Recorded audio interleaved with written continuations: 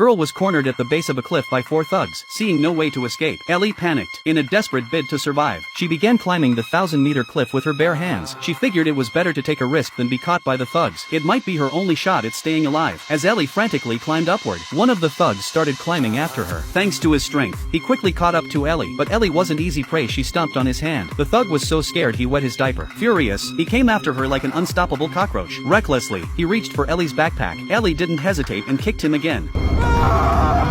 His scream echoed through the valley. Seeing their companion fall and break his bones, the other 3 thugs clenched their teeth in rage, but they had no choice. They had to save their injured friend first, and let Ellie continue to climb upwards. They hurriedly dragged their injured companion to a nearby cabin to bandage his wounds. Then, they quickly went back to search for Ellie. Meanwhile, Ellie had managed to reach a small crevice with all her strength, took out some water from her backpack, and rehydrated. She changed into her rubber shoes and applied anti-slip powder. Not daring to waste time, she resumed climbing. At the same time, the thugs came to the bottom of the cliff with professional climbing tools. He said he didn't think they could pursue her any further because it was cold and high up there, and climbing up would be a death sentence. For safety, they decided to take a trail around the mountain and ambush her at the top. Ellie, relying on sheer strength, climbed halfway up the cliff by hand, but her hands soon went numb from overuse. She shook her hands to boost circulation, then leaned on the cliff and took a sip of water. To her horror, her cup slipped and fell to the bottom of the cliff. Now without water, Ellie was gripped by despair, knowing her situation had just gotten more dangerous.